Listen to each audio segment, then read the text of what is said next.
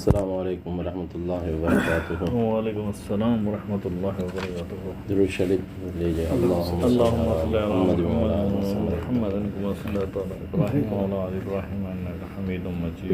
اللهم بارك على محمد وعلى آل محمد كما باركت على إبراهيم وعلى آل إبراهيم إنك حميد مجيد۔ حضرت ابو امامہ رضی اللہ تعالیٰ عنہ فرماتے ہیں کہ رسول اللہ صلی اللہ علیہ وسلم کے صحابہ نے ایک دن آپ صلی اللہ علیہ وسلم کے سامنے دنیا کا ذکر کیا تو رسول اللہ صلی اللہ علیہ وسلم نے ارشاد فرمایا، غور سے سنو، دھیان دو، یقیناً سادگی ایمان کا حصہ ہے، یقیناً سادگی ایمان کا حصہ ہے۔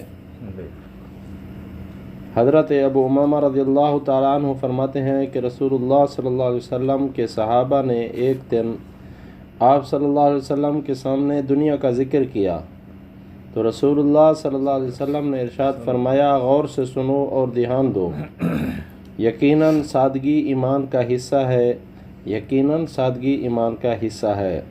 اس سے مراد تکلفات اور زیب و زینت کی چیزوں کا چھوڑنا ہے۔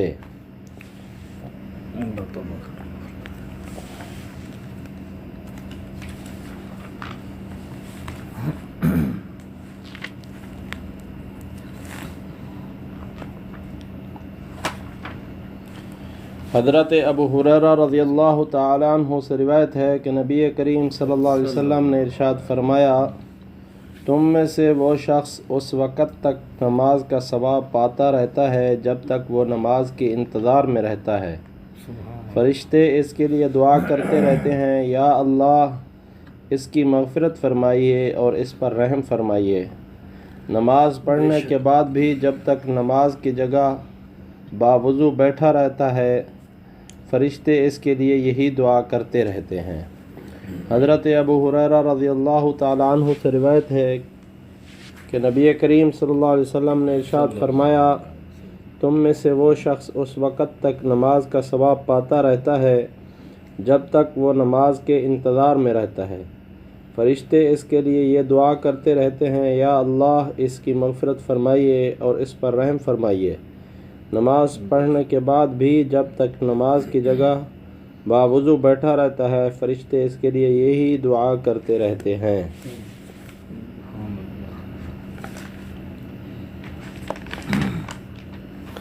حضرت معاذ رضی اللہ تعالی عنہ فرماتے ہیں کہ ایک شخص نے رسول اللہ صلی اللہ علیہ وسلم سے پوچھا، کون سا جہاد کا اجر سب سے زیادہ ہے؟ ارشاد فرمایا، جس جہاد میں اللہ تعالیٰ کا ذکر سب سے زیادہ ہو۔ پوچھا، روزہ داروں میں سب سے زیادہ اجر کسے ملے گا؟ ارشاد فرمایا، جو اللہ تعالیٰ کا سب سے زیادہ ذکر کرنے والا ہو۔ پھر اس طرح نماز، زکوٰۃ، حج، صدقہ کے متعلق رسول اللہ صلی اللہ علیہ وسلم نے فرمایا کہ وہ نماز، زکوٰۃ، حج اور صدقہ افضل ہے جس میں اللہ تعالیٰ کا ذکر زیادہ ہو۔ حضرت ابو بکر رضی اللہ تعالیٰ عنہ حضرت عمر رضی اللہ تعالیٰ عنہ سے فرمایا، ابو حفص ذکر کرنے والے ساری خیر و بھلائی لے گئے۔ رسول اللہ صلی اللہ علیہ وسلم نے ارشاد فرمایا، بالکل ٹھیک کہتے ہو۔ حضرت معاذ رضی اللہ تعالیٰ عنہ فرماتے ہیں کہ ایک شخص نے رسول اللہ صلی اللہ علیہ وسلم سے پوچھا، کون سا جہاد کا اجر سب سے زیادہ ہے؟ ارشاد فرمایا، جس جہاد میں اللہ تعالیٰ کا ذکر سب سے زیادہ ہو۔ پوچھا، روزہ داروں میں سب سے زیادہ اجر کسے ملے گا؟ ارشاد فرمایا، جو اللہ تعالیٰ کا سب سے زیادہ ذکر کرنے والا ہو۔ پھر اسی طرح نماز، زکوٰۃ، حج، صدقہ کے متعلق رسول اللہ صلی اللہ علیہ وسلم نے فرمایا کہ وہ نماز، زکوٰۃ، حج اور صدقہ افضل ہے جس میں اللہ تعالیٰ کا ذکر زیادہ ہو۔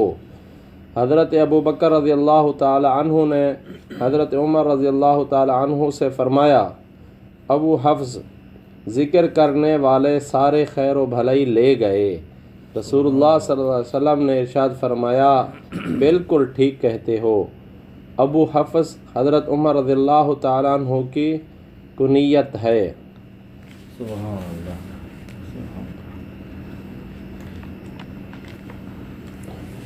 حضرت ابو مالک اشعری رضی اللہ تعالیٰ عنہ سے روایت ہے کہ رسول اللہ صلی اللہ علیہ وسلم نے ارشاد فرمایا، لوگوں سنو اور سمجھو اور جان لو کہ اللہ تعالیٰ کے کچھ بندے ایسے ہیں جو نہ نبی ہیں اور نہ شہید ہیں، ان کے بیٹھنے کے خاص مقام اور اللہ تعالیٰ سے ان کے خاص قرب اور تعلق کی وجہ سے انبیاء اور شہداء ان پر رش کریں گے۔ ایک دیہاتی آدمی نے جو مدینہ منورہ سے دور دیہات کا رہنے والا آیا ہوا تھا، متوجہ کرنے کے لیے اپنے ہاتھ سے رسول اللہ صلی اللہ علیہ وسلم کی طرف اشارہ کیا اور عرض کیا، یا رسول اللہ صلی اللہ علیہ وسلم، کچھ لوگ ایسے ہوں گے جو نہ انبیاء ہوں گے نہ شہداء۔ انبیاء اور شہداء ان کے بیٹھنے کے خاص مقام اور ان کے اللہ تعالیٰ سے خاص قرب اور تعلق کی وجہ سے ان پر رش کریں گے۔ آپ ان کا حال بیان فرما دیجئے، یعنی ان کی صفات بیان فرما دیجئے۔ اس دیہاتی کے سوال سے رسول اللہ صلی اللہ علیہ وسلم کے چہرے مبارک پر خوشی کا آثار ظاہر ہوئے۔ رسول اللہ صلی اللہ علیہ وسلم نے ارشاد فرمایا، یہ عام لوگوں میں سے غیر معروف افراد اور مختلف قبیلوں کے لوگ ہوں گے، جن میں کوئی قریبی رشتہ داریاں بھی نہیں ہوں گی۔ انہوں نے اللہ تعالیٰ کی رضا اور خوشنودی کے لیے ایک دوسرے سے خالص اور سچی محبت کی ہوگی۔ اللہ تعالیٰ قیامت کے دن ان کے لیے نور کے ممبر رکھیں گے جن پر ان کو بٹھائیں گے، پھر اللہ تعالیٰ ان کے چہروں اور کپڑوں کو نور والا بنا دیں گے۔ قیامت کے دن جب عام لوگ گھبرا رہے ہوں گے، ان پر کسی قسم کی گھبراہٹ نہ ہوگی۔ وہ اللہ تعالیٰ کے دوست ہیں، ان پر نہ کوئی خوف ہوگا اور نہ ہی وہ غمگین ہوں گے۔ صحیح مسند احمد کی یہ حدیث ہے۔ جو کچھ پڑھا سنا اللہ تعالیٰ عمل کی توفیق عطا فرمائے۔ آمین۔ سبحان ربک رب العزت عما یصفون وسلام علی المرسلین والحمد للہ رب العالمین۔ آمین۔